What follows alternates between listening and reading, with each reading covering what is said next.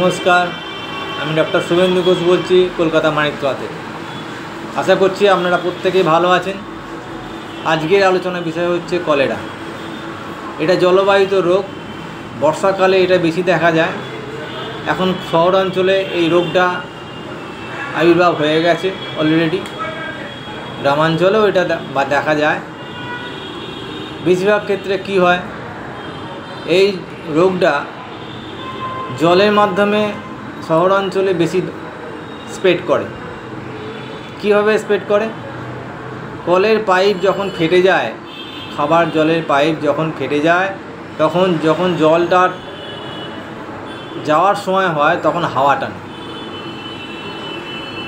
এর ফলে কি হয়, যখন জলটা পাইপটা হাওয়া টানছে তখন এই নোংরা জল পাইপের মধ্যে ঢুকে যায়। ড্রেনের জল, নোংরা জল পাইপের মধ্যে ঢুকে যায়। এবার যখন আবার পরবর্তীকালে জল বাড়িতে বাড়িতে পৌঁছাবে, সেই পাইপের মধ্যে যে নোংরা জলটা থেকে গেল, সেই জলটা বাড়ি বাড়ি যখন যাবে, সেই জলের মধ্যে ওই জীবাণুটা বাড়ি বাড়ি পৌঁছে যাবে। এই কলেরা যে সৃষ্টি করে, সেই জীবাণুটার নাম হচ্ছে ভিব্রিও কলেরি। ভিব্রিও কলেরি একটা ব্যাকটেরিয়া, যে ব্যাকটেরিয়াটা এই কলেরা রোগ তৈরি করে। এছাড়া যে সমস্ত খাবার আমরা খাই, বিশেষ করে কাটা ফল, বর্ষাকালে দেখবেন কাঁঠাল বিক্রি হচ্ছে রাস্তার ধারে, কাটা তরমুজ বিক্রি হচ্ছে, তার মধ্যে মাছি বসছে। মাছিটা যদি কোনো পায়খানার ওপর বসলো, শহরাঞ্চলের রাস্তার ধারে দেখবেন বাচ্চারা পায়খানা করে, বস্তির বাচ্চারা রাস্তার ধারে দেখবেন পায়খানা করছে। সেই পায়খানার উপর মাছি বসলো, মাছির গায়ে রোমা থাকে, সেই রোমার মধ্যে এই ভিব্রিও কলেরি ব্যাকটেরিয়াটা আটকে যায় এবং সেই মাছিটা উড়ে গিয়ে যখন এই কাটা ফলের উপর বসবে, বা ওই মাছি যদি মিষ্টির দোকানে খাবারের উপর বসে, তখন ওই খাবার বা ফল বা মিষ্টি যখন যে খাবে তার মধ্যে ওই জীবাণুটা চলে যাবে খাবারের মাধ্যমে। এছাড়া গ্রামাঞ্চলে বর্ষাকালে কি হয়, মাঠে ঘাটে লোক পায়খানা করে, যারা মাঠে কাজ করে ওরা জমিতে পায়খানা করে, আলের ধারে পায়খানা করে দেয়, পুকুরের পাড়ে পায়খানা করে। এই বর্ষাকালে বৃষ্টির জলে ওই পায়খানাটা জলে ধুয়ে গিয়ে ওই পুকুরের জলে মিশে যায়। পুকুরের জল যারা ব্যবহার করেন বা বাসন টাসন মাজেন, পুকুরের জলে বাসন ধোয়ার পর সেই বাসনে যদি কেউ খাবার খায়, তাহলে ওই খাবারের বাসনের মধ্যে দিয়ে আমাদের শরীরের মধ্যে ওই জীবাণুটা চলে যায়।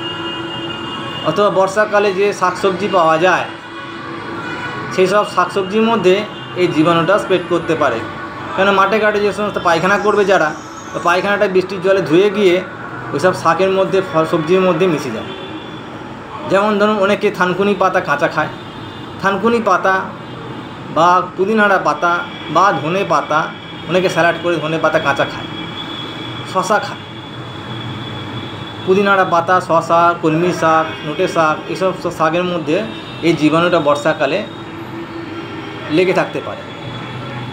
সুতরাং এই হাত থেকে রক্ষা পাওয়ার জন্য কি করতে হবে, ওই শাকসবজি আনার পর ফুটন্ত গরম জল যখন ফুটবে 100 ডিগ্রি টেম্পারেচারে, কোনো জীবাণু বাঁচতে পারে না। সেই জলটাকে উনুন থেকে নামিয়ে সেই শাকসবজি যেগুলো নিয়ে আসবেন, গরম জলে ভালো করে 2-3 মিনিট ডুবিয়ে রাখবেন।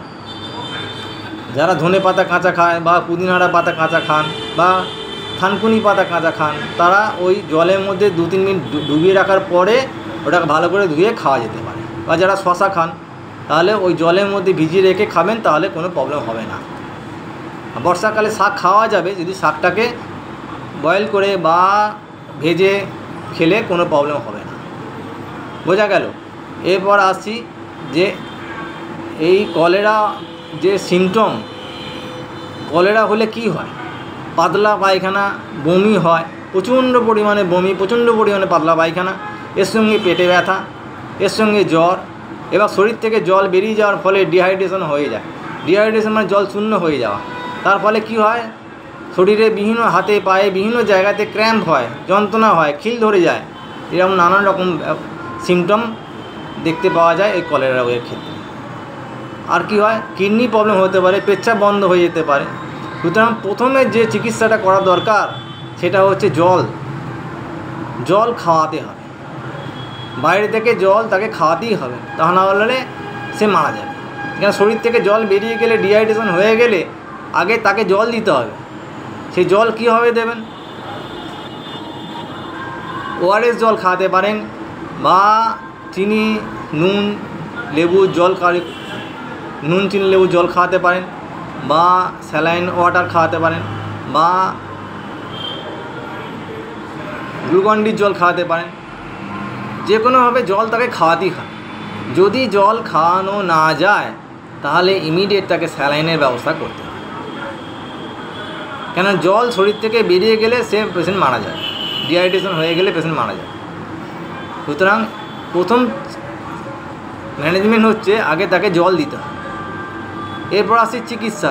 অ্যালোপ্যাথি সায়েন্সে ভিব্রিও কলেরি যে জীবাণুটার দ্বারা আক্রান্ত হচ্ছে, সেই ভিব্রিও কলেরিকে মারার যে ওষুধ আছে সেই ওষুধ খাইয়ে পেশেন্টটাকে ভালো করবে।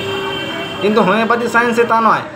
কলেরা রোগ হয়েছে বলে, কলেরার পাতলা পায়খানা বমি হচ্ছে বলে কলেরার একটা নির্দিষ্ট ওষুধ হোমিওপ্যাথিতে হয় না।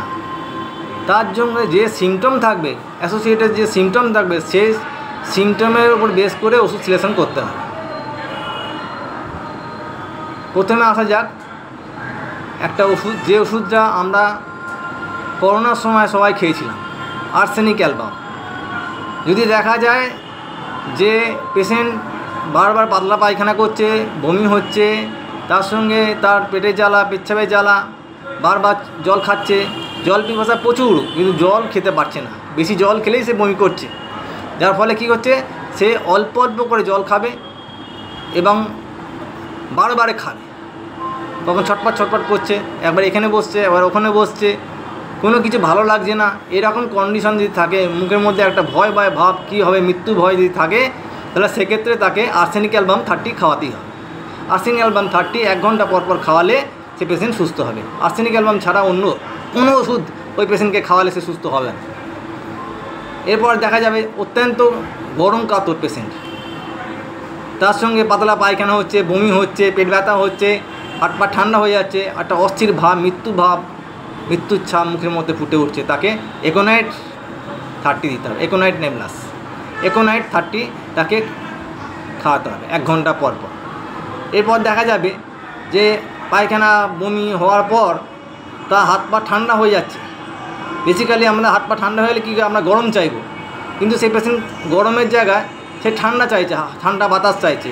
হাত পা ঠান্ডা হয়ে গেছে পাতলা পায়খানা বমি হওয়ার পরে, কিন্তু সেই পেশেন্ট ঠান্ডা বাতাস চাইছে, গায়ে কভার চাইছে না, ঢাকা চাইছে না, এবং জল পিপাসা নেই, শরীর থেকে জল বেরিয়ে গেছে কিন্তু সে জল খেতে চাইছে না, অথচ হাত পা ঠান্ডা হয়ে গেছে, গায়ে ঢাকা দিতে চাইছে না। এরকম অবস্থায় তাকে ক্যাম্ফর দিতে হবে। ক্যাম্ফর কর্পূর থেকে তৈরি হয় বলে ওষুধের নাম ক্যাম্ফর। 30 এই ওষুধটা খাওয়ালে 1 ঘন্টা পর খাওয়ালে এই কন্ডিশন থেকে সে মুক্ত হয়। এরপর দেখা যায় অনেকে পেশেন্টের মধ্যে আক্রান্ত হওয়ার পর, যে কলেরা হওয়ার পর হাত পা খিল ধরে যাচ্ছে, হাত পা যন্ত্রণা হয়ে যাচ্ছে, তখন সেই কন্ডিশনে অবস্থায় পেশেন্ট গরম চাইছে, গরম খাবার খেতে চাইছে, জানলা কভার বন্ধ করে দিতে চাইছে, ফ্যান বন্ধ করে দিতে চাইছে। এরকম কন্ডিশন যদি দেখা যায়, তার সঙ্গে সে পেটে বমি যে হচ্ছে, সে ঠান্ডা জল খেতে চাইছে, ঠান্ডা জল খেলে পেটে ব্যথা বা বমি তার আরাম পাচ্ছে, তার সঙ্গে সে খাবার খেতে চাইছে, গরম খাবার, সে গরম ঘরে থাকতে চাইছে, এরকম কন্ডিশন যদি থাকে, পেচ্ছাপ বন্ধ হয়ে যাচ্ছে, একটা আনচান ভাব থাকে, তাহলে তাকে কিউপ্রামেট 30 দিতে হবে। কিউপ্রামেট 30 এইরকম কন্ডিশন যদি কারোর মধ্যে পাওয়া যায় কলেরা অবস্থা, তখন তাকে কিউপ্রামেট দিতে হবে।